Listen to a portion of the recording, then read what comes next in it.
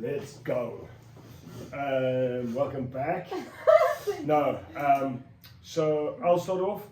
We recorded the video, so it's a very, the verse tonight is a very dividing verse. There's strong opinions in the verse, and because we have a certain worldview, the verse kind of threw us off, and we actually struggled quite a long time to come to what the verse actually means to us. We were projecting what the verse means to our worldview, and we had to stop the video, take a step back, take a moment, because it got kind of heated. It did, yes. And just kind of go back to Bible study, what this is about and what the verse means. So this will kind of be short. We'll read the verse, we'll read the brainy tip, and we'll read what we said. We're not going to get into too much about it. No. Cool. So the verse is Genesis 1 verse 27. So God created humankind in his image. In the image of God, he created them, male and female, he created.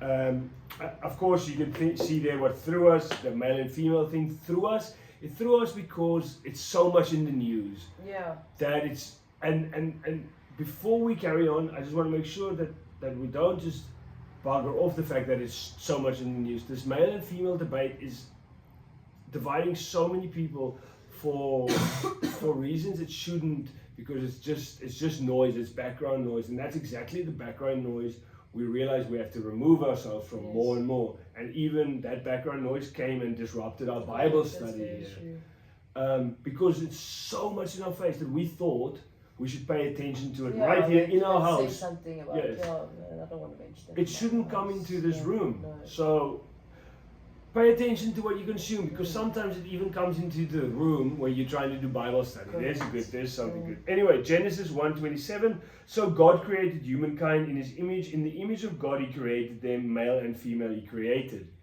The book says, our thoughts, words, and actions change the world around us. We were created to reflect the image of a magnificent, loving God into the world. At almost every church conference I speak at, I hear at least one person say excitedly that we are made in the image of God. It certainly is a powerful statement.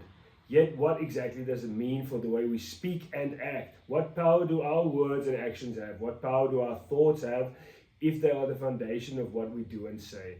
We are designed to show the world God's love. We are designed to reflect his loving image into the world and reflect the praises of creation back to God. We are his angel mirrors. When we think, feel, and choose according to our design, we show the world who God truly is. But when we constantly think negative thoughts, which in turn impact our words and actions, we do not reflect the image of a loving God into the world. We reflect a broken image. It is therefore incredibly important to monitor what we are thinking, feeling, and choosing. We have the power to choose no matter what we have done or what has been done to us. We can choose to think like God, reflecting his image into our world, thereby living the way we were created to live. Being made in the image of God truly is a magnificent truth and a reminder of both our power and our responsibility. So, Genesis 1:27, one more time. So God created humankind in his image. In the image of God he created them, male and female he created. What does that mean to you? I said, I'm perfectly designed, smart, beautiful, strong, and I need to hold up the values in which I receive from God, as well as behave, think, and respond in a loving, compassionate, and caring manner. Beautifully written. I wrote down, if I am created in the image of God, then I better keep my cloud access open. I wanted to sound relevant and hip.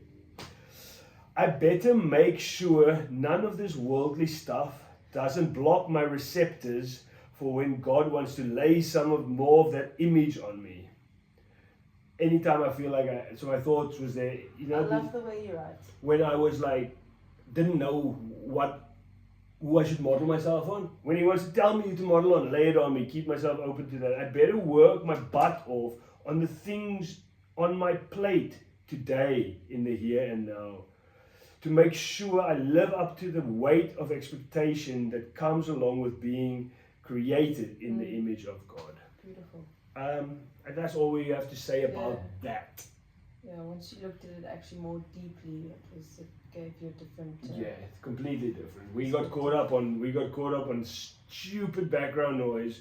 And also one thing is like I've realized is that one can be so compassionate about God and loving God and being so grateful towards God and thanking Him every day that when something bad comes along which you stand for, like if you're you're passionate about You're so ready to fight immediately. like Eh? God is not dead, like I'm so passionate about it that the way in which I come across it might give bad vibes and intentions which aren't actually from the heart. So I need to take myself back, remember that it's in a compassionate way in which how you know what I mean. Yeah, I completely understand. Anyway, it's like it's a good old reality check to realize how you should model your life. It's like, hey, by the way, you guys have been doing this for 22 days. You feel pretty holy, don't? Or 23 days. Do you feel pretty holy?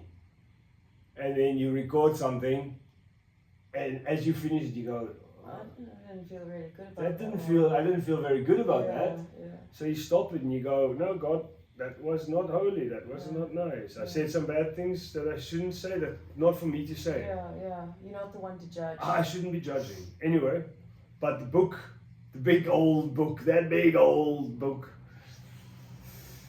says in Genesis 1:27, so God created humankind in His image. In the image of God He created them. Male and female He created. Anyway, on that, I will finish. Yes. Nice.